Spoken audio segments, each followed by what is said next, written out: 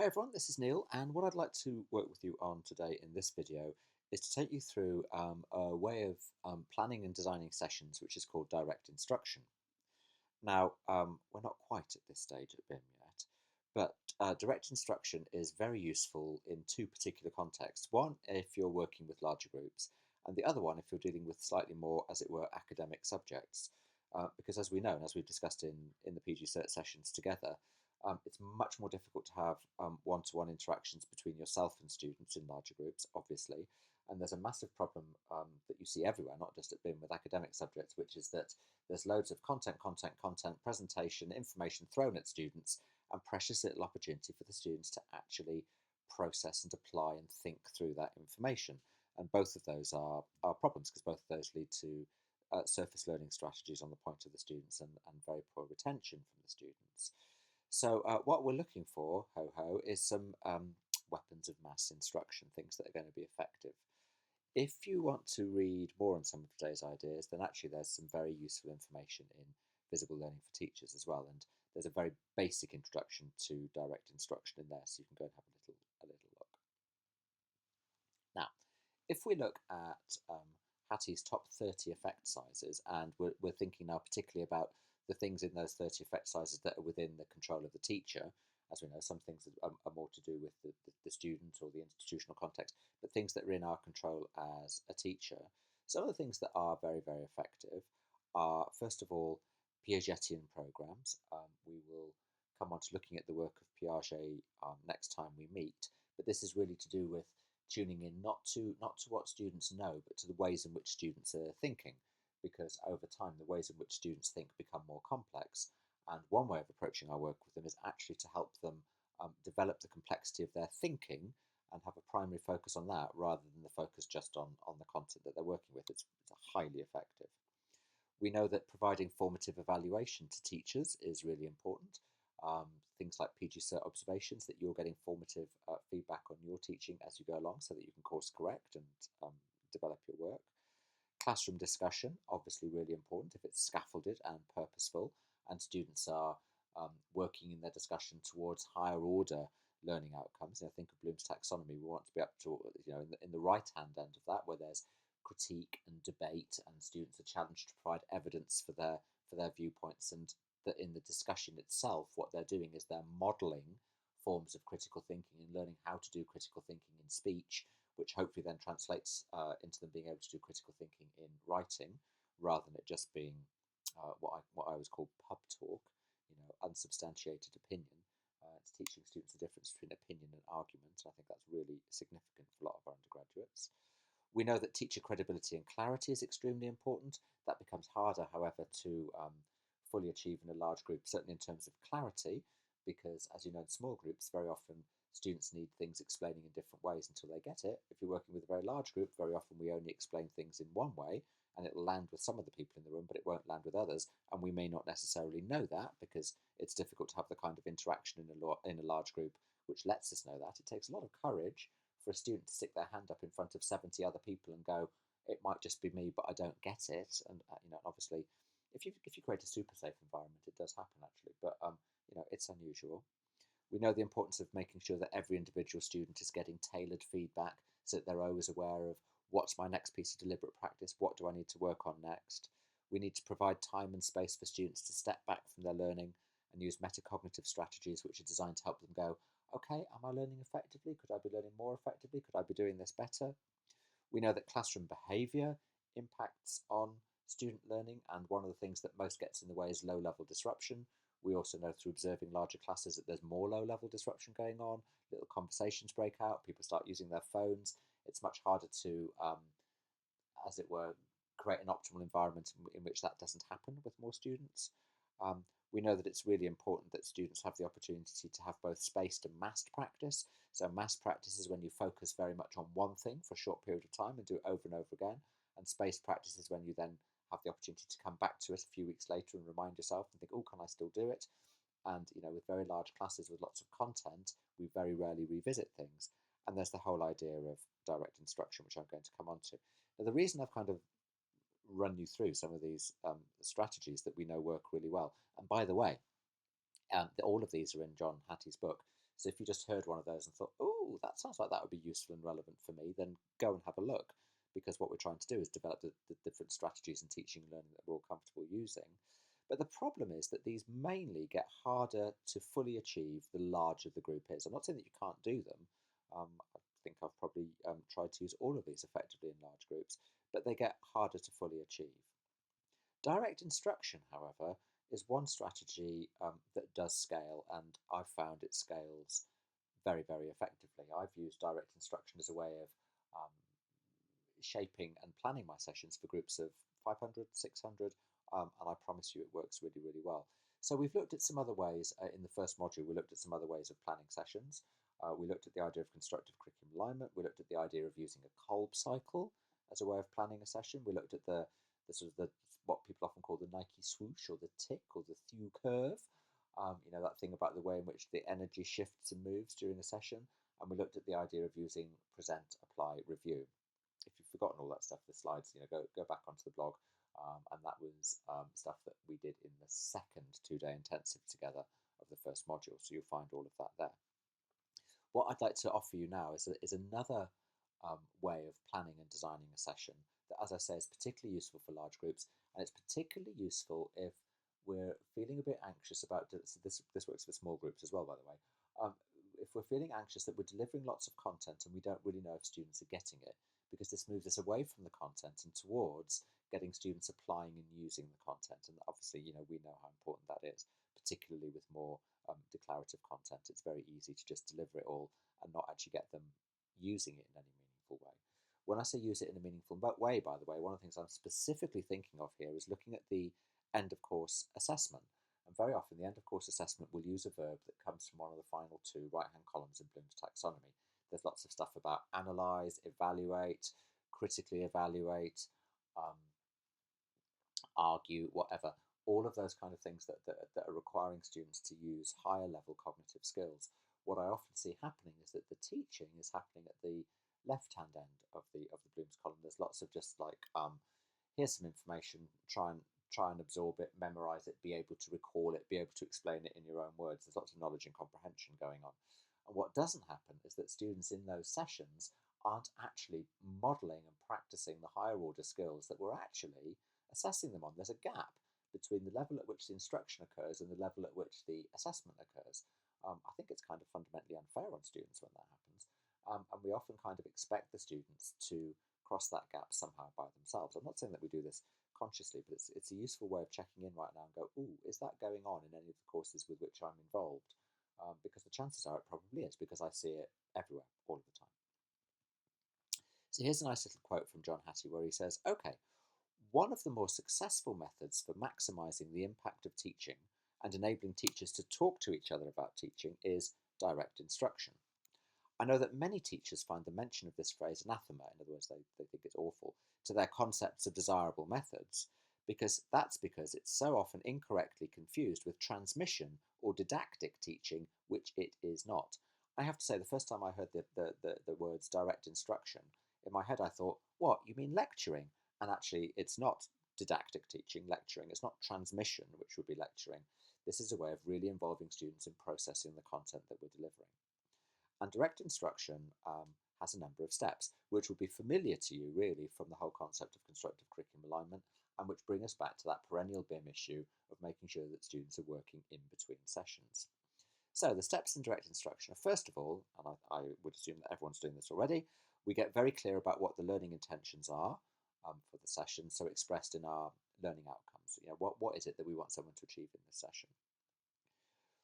We might just also want to just check in that we're really clear, if we're setting a certain learning outcome, we're really clear that the students are aware of what the success criteria are. And the success criteria would be, how will we know that you've achieved that learning outcome? Now, it should be really obvious from the way in which the learning outcome is expressed. A good learning outcome effectively has the success criteria up front and central. By the end of today's session, a successful student will be able to write an effective learning outcome. Well, the success criteria is right there. It's write an effective learning outcome.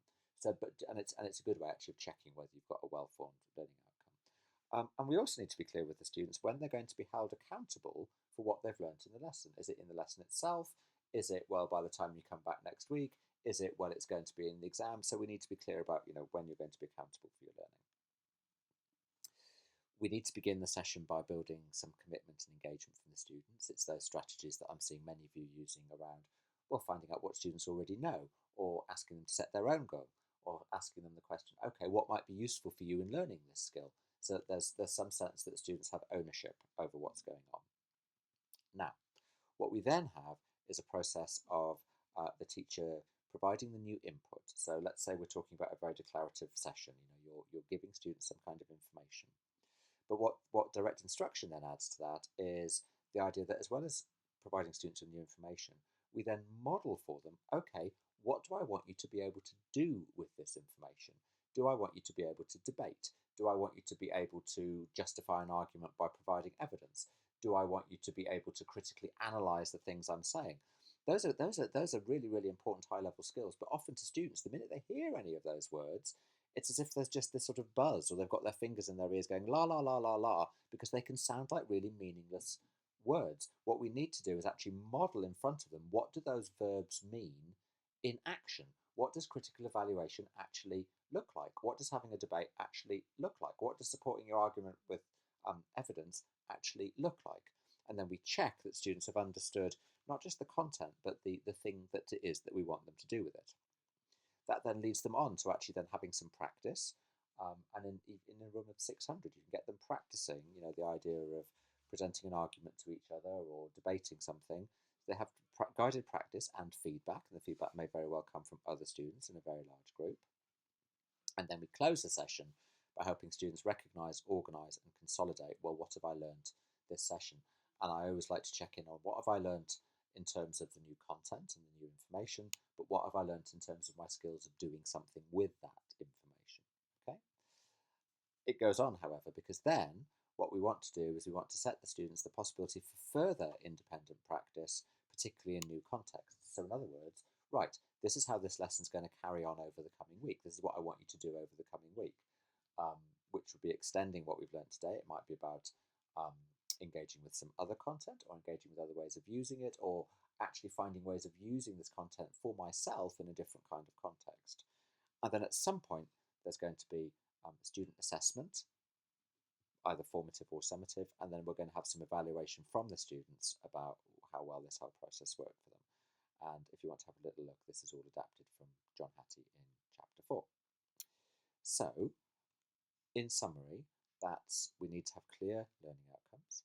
We need to make it clear to the students what achieving those learning outcomes will look like. We want to get their buy-in for the session, get their interest, get their commitment, have them set their own goals, find their own motivation. Then we want to provide them with the new content, model what we want them to do with it, and check that they've understood that. Then we want to give them the opportunity in the session itself to have some practice doing that same thing and receive some feedback. Then we'll close the session, summarise what's been learned. Then we send them off for independent practice that week. And then actually I quite like the following week to be at the beginning of the session some assessment of what they've done on that independent practice and some feedback from the students about how well it went. Now let's model now what this might look like. And had we had the face-to-face session on direct instruction and essential questions, those two things were rolled into the same session. Now you've had essential questions on the blog a couple of weeks ago. You would need to just make sure that that information is front of mind right now, because the way that that session was designed to happen face-to-face, and I've split it out now for the videos, was I use direct instruction as a way of teaching essential questions. So you get double bubble. You get to experience direct instruction as a teaching method, and then you get to learn about essential questions using that method, okay? I'm going to skip all the stuff about essential questions in the slides coming up. I'm just going to use this now as a model of showing you how you might go about thinking about designing a session using direct instruction. So the goals for a session on this would be, if we were using direct instruction to teach essential questions, would be that our goals is to be able to identify and justify essential questions for potential use in our modules. And actually, I think that was the same goal that you blogged on a couple of weeks ago, if I recall. I'm sure it was. And then plan together some teaching learning assessment sequences using the essential questions and finding ways of actually being able to use them in our class that we can all adopt to meet our own needs. So if you think about the stages of direct instruction, The first stage would be introduction and input, right? So let's imagine that we're teaching essential questions. Well, the first stage is I need to give you the, oh, hello, here comes the science part about, well, what is an essential question in the first place? You need an introduction and a review here. So I'm not going to go through all the slides that you've had on essential questions. They're in that previous presentation. But if you recall, what I actually did was I used the teaching method of inductive reasoning. So I gave you some examples of different kind of essential and non-essential questions. There we are. There's one from arts education. And then you drew from that, okay, so what do we think an essential question is? So that's the input phase. You all get information about what is an essential question. So the second phase then is modelling, right? Model. And what we need to know is, okay, so what do we want to do with this information? Well, actually, that's already in the learning outcome, isn't it? What we want to do with this information is we want to be able to use it so that we can all design essential questions for our own courses. But the thing that I think is great about direct instruction is you need a link. You can't just be given the information and then told to go and apply it to your own courses. You want to have a bit of a model. So the model that we used for this was I said, well, okay, here was a go at me having some essential questions, defining some essential questions for the PG Cert, and I said this was my first draft, and then we talked about the fact that, well, okay, those are the checklist questions. So if those are the 3 questions in my first draft, how well do these questions line up against the essential question checklist? And then we had the redrafting. So the idea is that is the teacher modelling, demonstrating to the group, this is how you would go about using the information. So that's one way of modelling. Another way of modelling, and sometimes I use both, is actually doing it with a volunteer from the group. Now, in a smaller group, this is a great thing to do. And I would very often, when I'm teaching essential questions, say to a group of up to 20, I'll show them how I thought about it myself, and then one person will come up and they'll tell us what their course is, and they'll have a go at coming up with their essential questions and getting feedback from everybody in the room, and we can use the same checklist again, and then we make sure that everyone's really understood the whole process, and then everyone then breaks into small groups to do the guided practice bit, and that's where they will apply it to themselves, and they say, okay, what are the essential questions for your course? And yet again, we use exactly the same checklist. We're keeping on coming back to the checklist so that you've now seen, first of all, declaratively, what are essential questions? Here's the declarative list of what are essential questions. How do I put it into practice? Right, I've seen the teacher model for me how they've used these questions to design their own the checklist to design their own essential questions. Then I've seen them help another student, another person from the group. I've seen the teacher interact with them, and actually the group has interacted as well by throwing out questions and suggestions to see how somebody else in the group could use this checklist to design really effective essential questions for one of their courses, and now supporting each other in small groups, we're all going to have a go doing it together. And then you come to the end of that part, everybody shares their essential questions, and we discuss how the process went. So at that point, you've done the whole identify and justify essential questions for potential use in your module. So do you see how this is different from just giving the information to the students and then kind of leaving them to go on with it? We've done the give the information, model how you use it, give everyone a chance to have a go, reflect on how it went. It's a really great way of structuring a 90-minute session. And effectively, what I actually do when I teach this as a 3-hour session on essential questions to staff groups is we then just go around the cycle all over again, because we move away from the question of, okay, let's identify some essential questions, into the second learning outcome, which is, okay, how are we going to use them? And then we just do exactly the same thing all over again. We do the bit about, right, here's the declarative information about, and I'm not going to go through all of it because it's in the essential question slides, how you might implement them. And then we'll do some modelling again about how might we implement them. And actually, I've got a different activity I quite like to use there, which is what I call goldfish bowl with substitutions. Again, this works in a smaller group. There's loads of different activities you can use for modelling the skill in front of people. It doesn't have to be just you showing them. The goldfish bowl with substitutions is a lovely exercise. It works in groups of, again, up to about 20 to 30. 3 or 4 people sit in the middle of the room. They start discussing how they might think about using essential questions in their classes. And as other people in the group have really good ideas, you can go and tag somebody out and join in the conversation. And they now go into the people observing the conversation, and you become part of the conversation. And over time, everybody in the room gets to be part of the conversation but in a small group being observed by everyone else rather than it being a huge, great free-for-all. So we do that together, and it's a way of modeling the process. And then again, you send people off in small groups. Okay, how are you going to use it? And what's really important is you keep on using the same checklist so that people are seeing the same checklist time and time again and figuring out, first of all, let's all figure out together how to use it. Right, now let's figure out in small groups how to use it. And then you bring all of that together to close. Um, what are the ideas we've now got? Let's evaluate how well we did. And then you send people off to actually go and try it out in their own teaching and then report back later. So I'm just offering you this now as just another way, and you don't have to use the whole process. Hopefully there will be little ideas that have come out in this process. We think, oh, that's great, or I can use that. I can use that in this course. I'll use that other part in this other course. But I think really, really useful ideas for all of us around different ways in which we can think about planning and designing sessions, just to kind of refresh the ways in which we do it and to bring some different kinds of activities in. And I'd be really interested to hear from you which part or parts of this resonated with you. Um, are there things from this that you'd like to try? Are there questions that you have? And let's see how we can start using some of these ideas together to really advance our ability to engage our students with the skills as well as the content. Because if you remember, one of the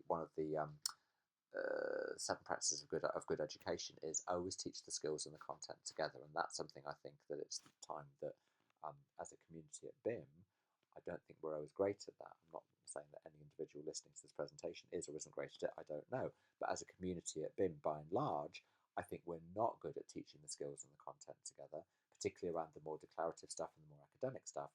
And this is one of the ways in which we can start integrating the skills of, why are you teaching me the stuff? What do you want me to do with it? Oh, right, that's what you want me to do with it. You don't just want me to remember all these facts and figures. You actually want me to be able to do something with this information. You want me to be able to construct an argument or have a debate or use evidence or make an informed judgment between two different viewpoints. Now I'm beginning to see what the skill is that I need to develop alongside what I need to know about the stuff that you're teaching me. So have a play and see what you think.